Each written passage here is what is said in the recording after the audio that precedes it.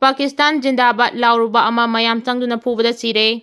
Karnataka Mangalore Nomaiji Numita local cricket match ama sanaringai manungda Pakistan Jindabad haina lauruba miyo ema mafam aduda tilamba mayam aduna phubada sire haidi.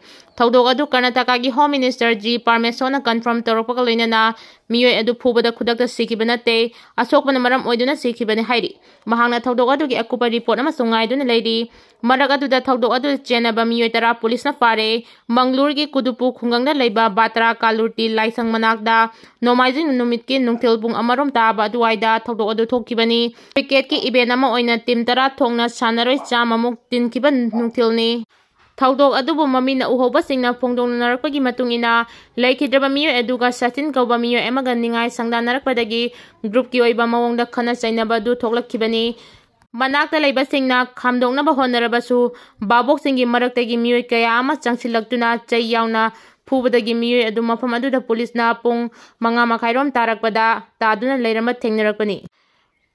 Mahak medical attention watkiba amadi China ting aduna maram oiraga laikidabani haina ngarang postmortem pangthokpada report ama fangki adubu anoba pawgi matung ina match manungda mahakpu attack chatharakibani haina pirakpa report su leiri. Sachin hairiba miyo adu Pakis custody da leiri haina paw asina makadari. Moregi IDP singna ningsing thoram pangthokadauri English singani kulhumdoi gi me ahumda Manipura chin Kuki narco terrorist singna mitai phuruki mathakta landa chatharakduna mitaina landariba mafam kaya khudum chansinduna maralaijadraba miyoi kaya hatkiba madi yum kaya mai thaduna talakpadagi miyoi lising kaya relief camp singda sangdafam loduna leiri.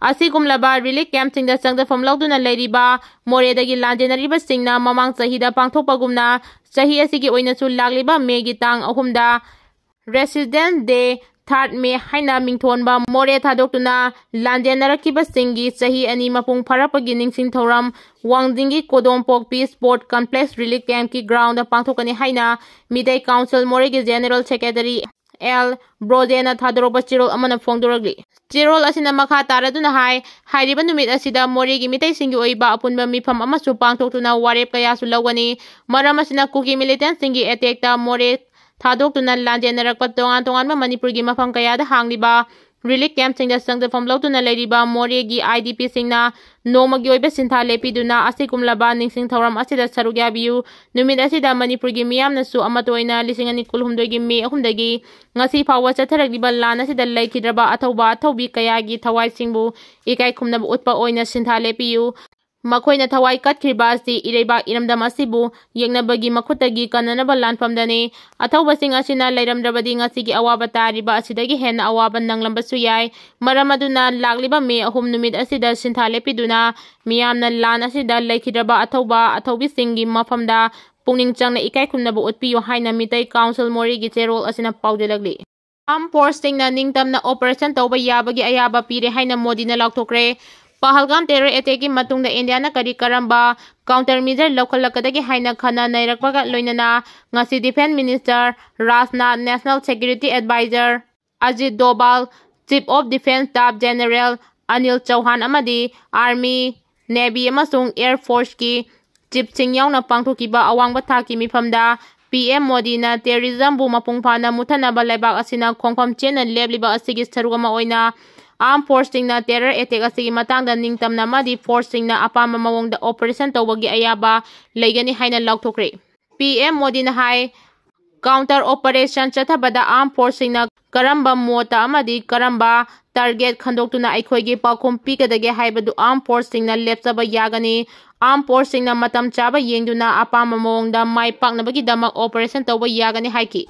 Panbaya badi ngasi pangthokiba awangba thaki mifam asi hayeng pangthokadoriba Cabinet Committee on Security CCS ki ani suba mifamgi mangoinanani CCS ki hayengi mifam asida center na makhatana lokhalakadaba thabak thoram kaya khanagadori hairi. State asi machetana thugairoisi aikhoi ama toina puna hingminasi haina Dr. Chambo gonmaina phongdokre lamdam asida atuba matamda miyamna punna honaduna tangdu leitaba puraknaba honasi state asi machetana thugairoisi aikhoi punna ama toina hingminasi haina Manipur lengagi health services ki director Dr. Chambo gonmaina phongdokre. Directorate of Health Services amadi National Health Mission Manipur anina puna khusanaduna lamphela leiba IMA gi Heritage Hall da pangthokiba thoram aduda wafam asi jambona phongdokhibani. Ipa ipusingna thambiramba jagoi isai ngaktuna thamsi haina Govindas Konthokdamna phongdokhre. Aikhoigi layoikraba ipa ipusingna tunglamchatki damak asanba midyeng yengduna thambiramliba natki oiba jagoi isai sing asi manghandana thambasi aikhoigi ithaudangni. Maram aduna haujiki mirolna su ngaktuna thamnaba honasi haina Bishnupur SC MLA Govindas Konthokdamna phongdokhre. Jawaharlal Nehru Manipur Dance Academy Imphal na senduna World Dance Day gi thauram ngarang ningthaukhongda leiba Sri Gobinath Mandir pangthokibada wafam asi Govindas na phongdokhibani. Pakistan ki Defense Minister na phongdokcharakpa wafam na leibak adu atopaga manadaba global terrorism sokatpani phongdokchare. Pakistan ki Defense Minister Khawaja Asimna mahaki leibak na terrorism organization singda mateng pangi amasung phan pithai haina phongdokkiba warol aduna leibak adu atopa leibak singa manadaba terrorist sokatpa leibak ni haina phongdokchare haiba wafam asi United Nations ta India ki Deputy Permanent Representative oiriba Ambassador Yojana Patel na phongdokhre. Mahaki wafam adu Victims of Terrorism Association Network haiba event amada phongdokhibani.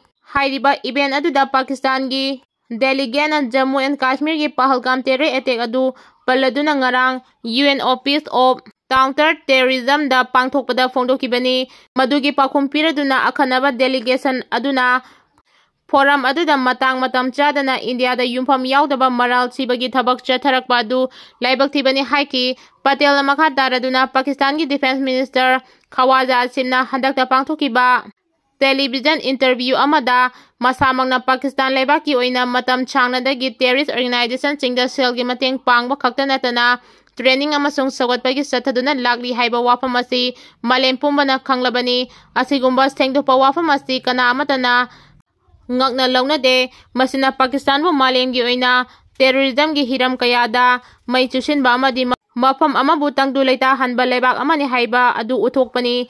Masina maram oiduna malemna matang asida khangjin usinandaba yararoi praman lairaba wafam adugi matung ina thabak paikhatkadabani haiki.